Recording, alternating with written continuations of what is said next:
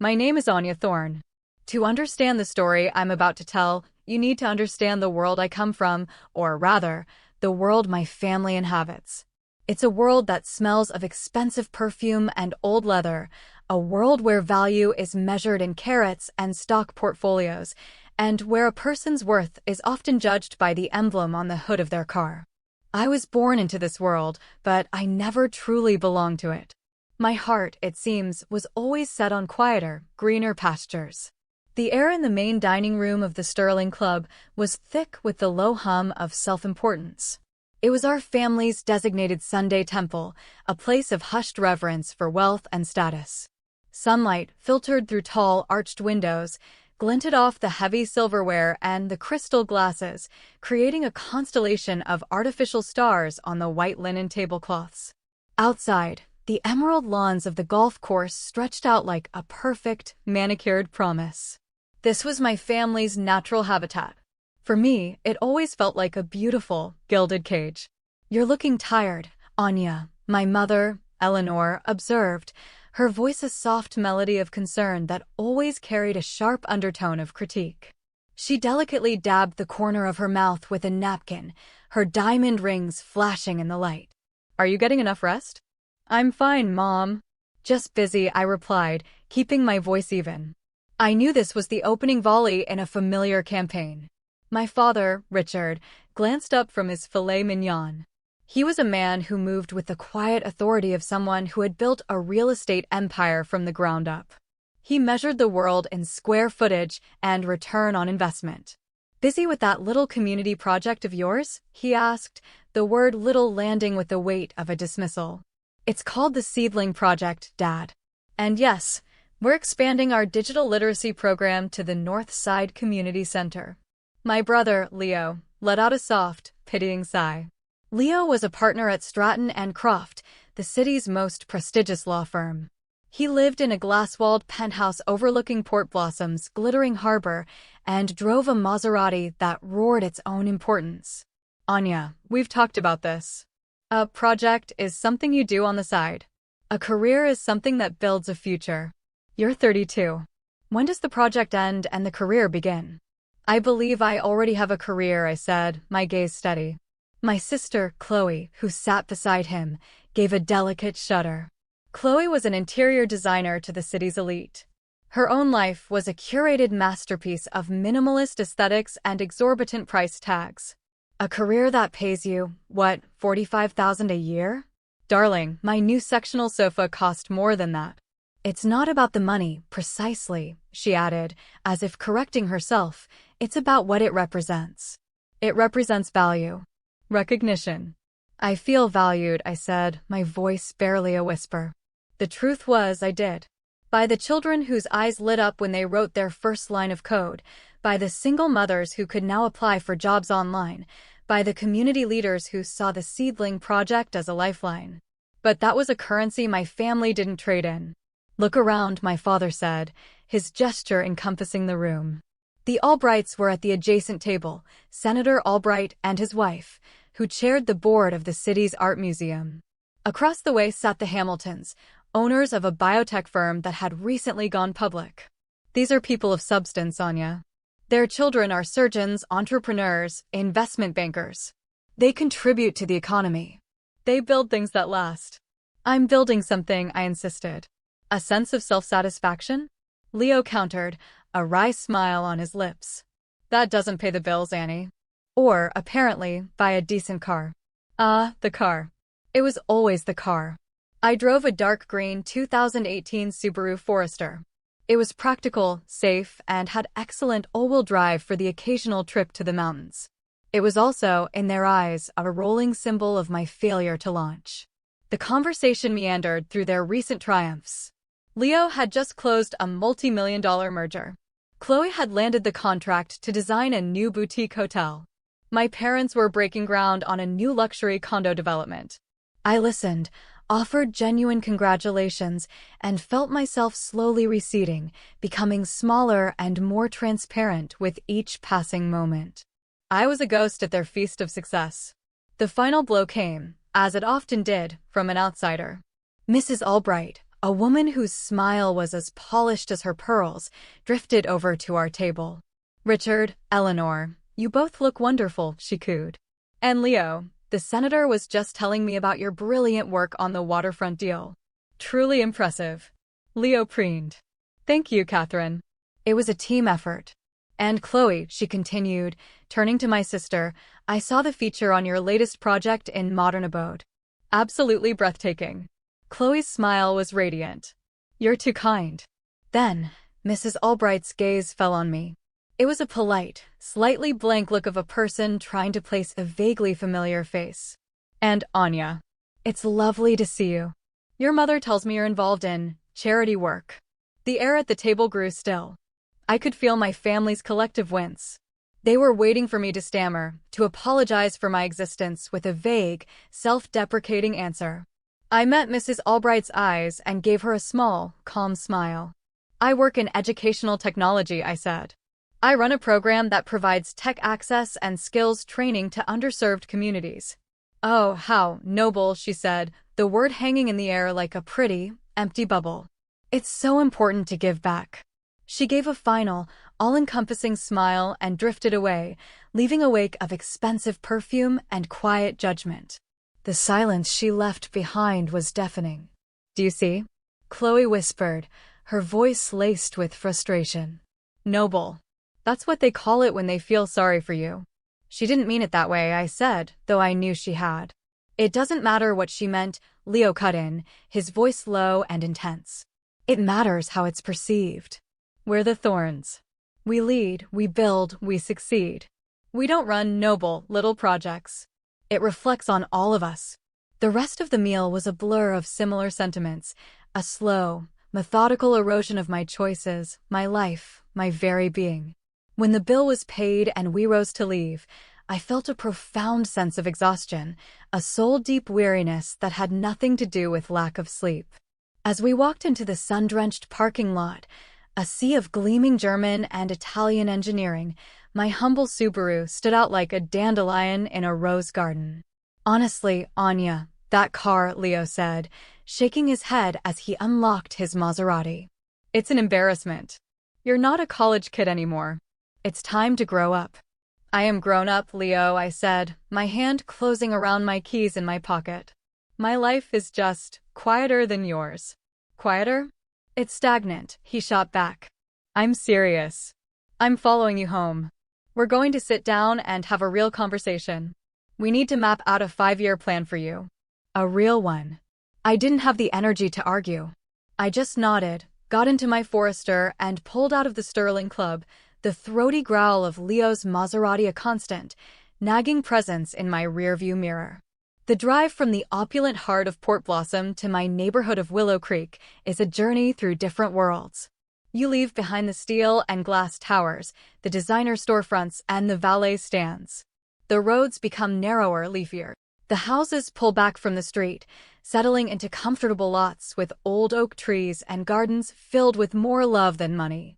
Willow Creek is a place of quiet streets, the scent of cut grass, and the sound of children's laughter in the afternoons. My house is a modest, 2-story craftsman, painted a soft sage green with cream trim. It has a welcoming front porch with a swing and a garden where I grow herbs and wildflowers. To my family, it's a starter home I've inexplicably lingered in for 5 years.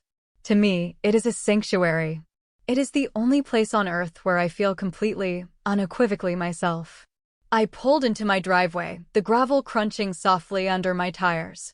Leo's Maserati slid in behind me, its engine idling like a caged predator. He got out, his expensive suit looking out of place against the backdrop of my blooming hydrangeas. He surveyed my house with a look of profound disappointment. "This is what I'm talking about, Anya," he began, his voice taking on the tone of a closing argument. "It's a perfectly nice little house. But it's not an asset. It's not a statement. You've been here for years. Where's the ambition? Where's the growth?" "I own it, Leo," I said softly, turning to face him. "There's no mortgage. It's mine." "That's not the point," he said, exasperated. "You're thinking like a renter, avoiding debt instead of building wealth. Wealth is about leverage, about assets that appreciate. This house, that car," he gestured at my Subaru. They tell a story of someone who is just getting by. Someone who is struggling. I'm not struggling, Leo. Then prove it, he challenged, his voice rising. Show me one thing, one single thing in your life, that isn't about just scraping by. Show me one symbol of actual, tangible success. A long, quiet moment passed between us. The afternoon sun filtered through the leaves of the large maple tree in my front yard, dappling the ground with light. A gentle breeze rustled the wind chimes on my porch, their soft, metallic song the only sound. I looked at my brother, at his handsome, frustrated face, at the genuine, misguided concern in his eyes. He loved me, I knew. He just had no idea who I was. And after all these years of quiet endurance, a part of me decided, very calmly, that it was time for him to learn. You're right, I said, my voice clear and steady. Appearances matter to you. You judge a book by its cover. So why don't I show you a few of the other books in my library? Leo frowned, confused. What are you talking about? I smiled, a real smile, for the first time that day. I walked past him, toward the large, detached structure at the back of my property that looked like an old, converted carriage house. It had the same sage green paint as the main house and a rustic stone foundation. My family had always assumed it was my garage. You're so concerned with my choice of car, I said, pressing a small, discreet button on my key fob. Let's talk about cars. With a near-silent hum, the wide, paneled wooden door of the carriage house began to rise, retracting smoothly into the ceiling. The cavernous space within was revealed, and the light of the afternoon poured in, illuminating the treasures I kept hidden from the world. Inside the climate-controlled, gallery-lit space, 3 vehicles sat like sleeping jewels. To the left, a 1966 Jaguar E-Type, its British racing green paint so deep you could fall into it, its wire-spoke wheels gleaming. In the center, a McLaren 720S in a liquid silver, its lines fluid and aggressive, a masterpiece of modern aerodynamic engineering. And to the right, a Rolls-Royce Dawn, its midnight blue finish contrasting with the creamy seashell leather of its interior, the very definition of silent, opulent grace. The combined value of the 3 cars was well over $1 million. Leo stood frozen on the gravel path, his mouth slightly agape. The confident, lecture-ready posture had dissolved. He looked from the cars to me, then back to the cars, his mind visibly struggling to reconcile the image before him with the sister he thought he knew. What? How? He stammered, taking a tentative step forward as if approaching a mirage. Where did these come from? I bought them, I said, walking into the garage. I ran a hand along the cool, perfect fender of the Jaguar. I'd spent 2 years overseeing its restoration myself. With what money? His voice was a choked whisper. The Seedling Project. It's a non-profit. You're right, Leo. The Seedling Project is a non-profit foundation, I said, turning to face him. It's my primary philanthropic endeavor. It is not, however, my primary source of income. It's funded, almost entirely, by my actual company. The one you've all been calling my little computer hobby for the last 10 years. I pulled out my phone, my fingers moving with practiced ease across the screen. I opened an app and showed it to him. The logo was a stylized L that bloomed like a flower of light. Luminara Technologies, I said. We design and implement bespoke educational software platforms. Our clients are universities, global corporations, and governmental organizations. You said you wanted to see a symbol of success. Last year, Luminara's gross revenue was $82 million. Leo's face went pale. He physically staggered back a step and leaned against the doorframe of the garage for support. 82 million? With a net profit of 41 million, I continued calmly. I own 100% of the company. I started it in my dorm room at Stanford with a grant I won for a coding competition. Stanford, he whispered, his eyes wide with disbelief. We thought you went to a state school. You thought that because when I tried to tell you I'd gotten a full scholarship to Stanford for my master's in computer science, Dad cut me off to talk about your acceptance to law school, and the conversation just moved on, I said, the memory carrying no bitterness, only a quiet resignation. I never corrected you. I suppose, after a while, I stopped trying. I walked over to the Rolls-Royce and opened the driver's side door. The scent of leather and polished wood filled the air. This car cost just under $400,000. I paid cash. I don't believe in carrying debt on depreciating assets, though I do make exceptions for things of exceptional beauty. Leo looked from the car to my simple, sage green house. But you live like this? In this little house. This little house, I said, is not what it appears to be. I bought it for the land and the privacy. I then spent 2 years and nearly $2 million rebuilding it from the foundation up. The driveway isn't gravel, it's heated, permeable stone from Italy. The landscaping is a custom-designed xeriscape that's fully automated. And this building, I gestured around the garage, isn't a garage. It's a showroom. The real work happens elsewhere. I led him out of the showroom and around to the back of my main house. What appeared to be a simple, charming guest house sat nestled among a grove of birch trees, connected to the main house by a covered stone walkway. "What's this?" he asked, his voice still shaky. "My office," I said. I used a key card to unlock the door, and the difference between this and the main house was jarring. The door opened into a state-of-the-art technology lab. It was a space of cool blues and brushed steel, with a bank of servers humming quietly behind a glass wall, a dozen large monitors displaying complex data streams, and development workstations that looked like they belonged at SpaceX. A massive, wall-sized smart screen displayed a global map dotted with hundreds of points of light. "This is the nerve center of Luminara Technologies," I explained, walking him through the facility. "This lab alone cost over $4 million to build and equip. We develop, test, and monitor all our software from here. The map shows our active users in real time. Right now, about 2.1 million students and employees are using a Luminara platform somewhere in the world." Leo walked through the space like a man in a dream. He stopped in front of a wall covered in framed documents. There were dozens of them. Patents for adaptive learning algorithms, for user interface designs, for data encryption methods. Awards from the National Science Foundation, the Education Innovators Guild, and the Tech for Humanity Consortium. He pointed to a photograph in the center. It was a picture of me, shaking hands with the former president at a White House ceremony. The plaque beneath it read, "Presidential Award for Technological Entrepreneurship." "Why?" he asked, his voice hoarse. "Why have you never shown us any of this?" I sat down at my main workstation and swiveled in the chair to face him. "When, Leo? When would I have shown you?" "At Sunday lunch at the Sterling Club, between your closing arguments and Chloe's design portfolios? Every time I've tried to talk about my work, my actual work, I've been shut down, patronized, or told it was a cute hobby. You all created a narrative for me, the gentle, unambitious, slightly lost sister, and you never once asked a question that might have challenged it.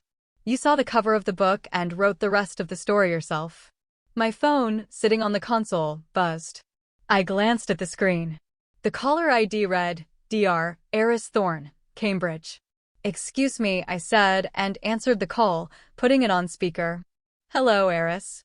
"Anya, brilliant news," a crisp, British accent came through the phone. "The University Consortium has given final approval. Cambridge, Oxford, and the LSE are all in. We'll be rolling out the Luminara platform across all postgraduate research departments starting in the fall." Leo's eyes widened. "That's wonderful news, Eris," I said. "Have the final contract values been signed off?" "They have. It's a 5-year deal, £22 million. The largest single educational technology contract in UK academic history, I believe. Congratulations, my dear. You've done it again." "Thank you, Eris. My team will be in touch to begin the implementation schedule." I ended the call and looked at my brother. He had sunk into one of the guest chairs, his head in his hands. "Cambridge. Oxford, you just closed a $30 million deal on a Sunday afternoon." "It's one of many," I said, pulling up our client dashboard on the main screen. Logos of Fortune 100 companies, Ivy League universities, and international NGOs filled the display. Our current confirmed contracts for the next 3 years total just over $400 million.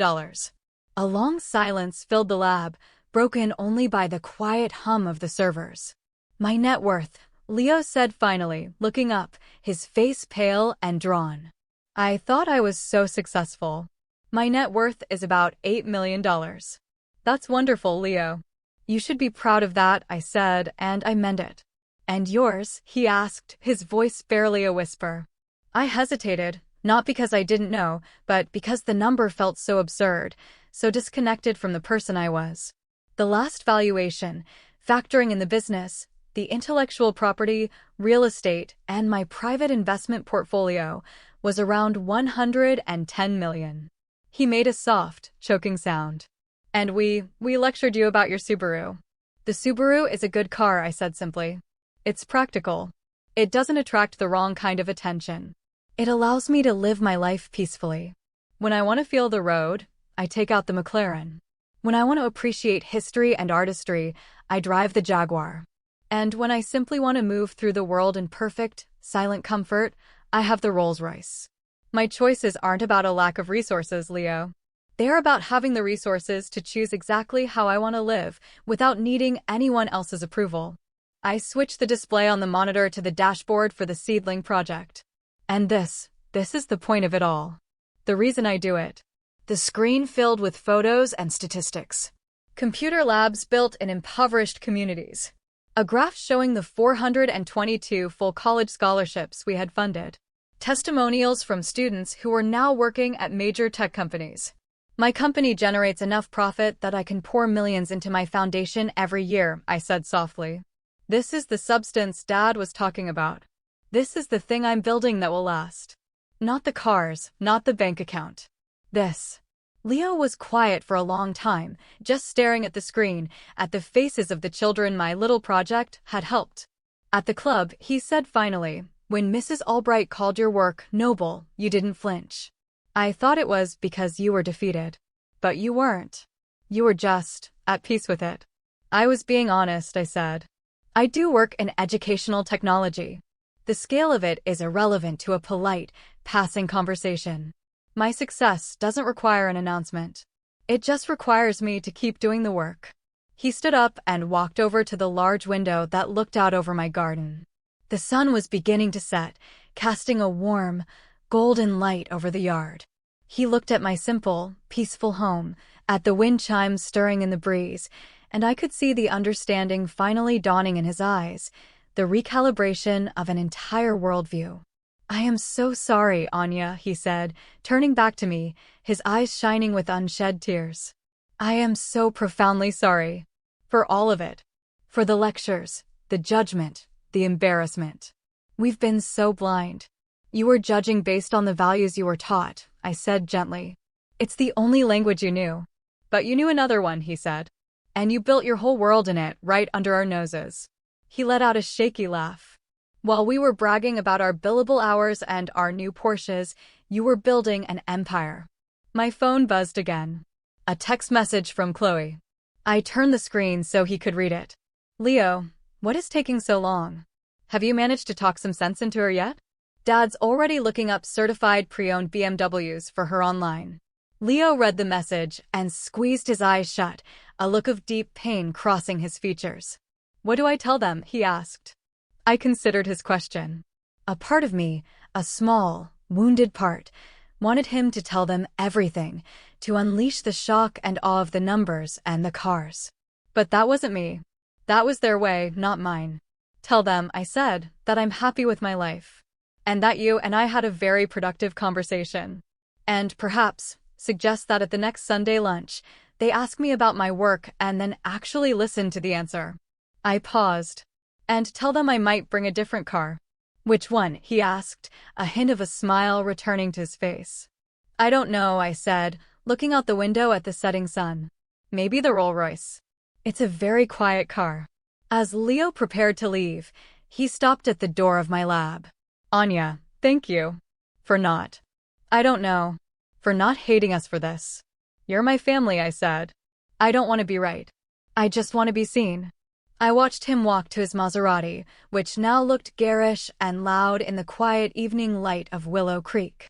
He got in, but he didn't start the engine right away. He just sat there for a long moment, a solitary figure in a car that suddenly seemed too small to contain the enormity of what he had learned.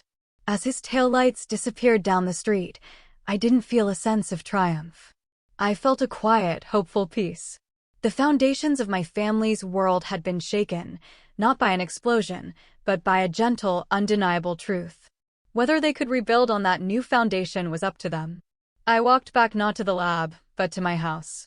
I made a cup of chamomile tea, went out to my front porch, and sat on the swing. The first fireflies of the evening were beginning to flicker in the twilight, tiny, intermittent sparks in the growing dark. For years, I had navigated my family with a quiet, carefully guarded secret. Now, the door was open. It was a frightening and liberating thought. But as I sat there, listening to the crickets and the whisper of the wind in the trees, I knew one thing for sure. My name is Anya Thorne, and I am already home.